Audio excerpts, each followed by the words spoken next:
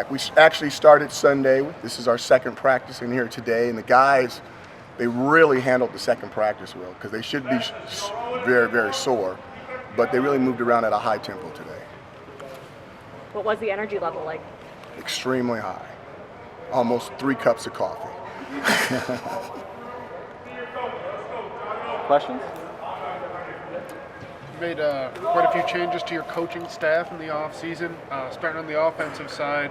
What were you looking to kind of do? And now that you have everyone together with Robert and Jason and Michael Johnson, how do you see the passing game hopefully developing? Well, I thought it has developed. I think there's been some changes, which is good. There's some new ideas out there, and those guys, the young people, are grabbing it very, very quickly. They're learning new stuff. So this is no different than when the defense went through the 3-3-5 stuff. So I think so far so good. It's only the second day out. They're going to get better.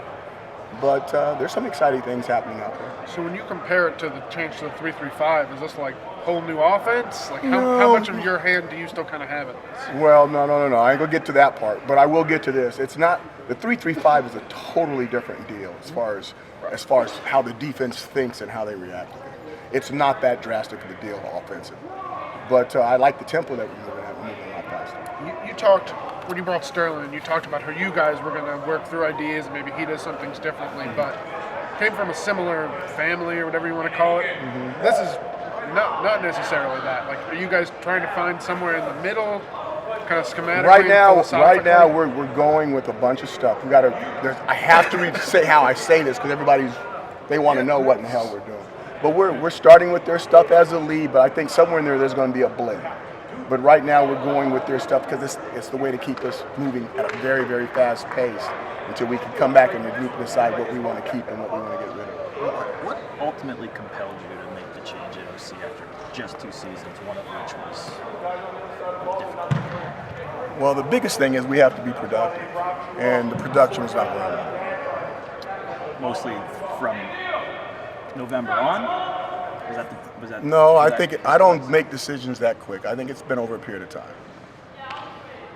What are the things that you're hoping to see leading up to the spring game? Just the energy, these guys grabbing it. No matter what we're doing on offense, no matter what we're doing on defense, we have to be extremely physical. So this is going to be a physical spring. Our numbers are higher than they've ever been, thanks to COVID-13 and all the other things that go along with the transfer portal and name, image, and likeness and all those things. So if we've got the big numbers, we want to make sure that it's a very, very taxing spring, so we'll be extremely physical.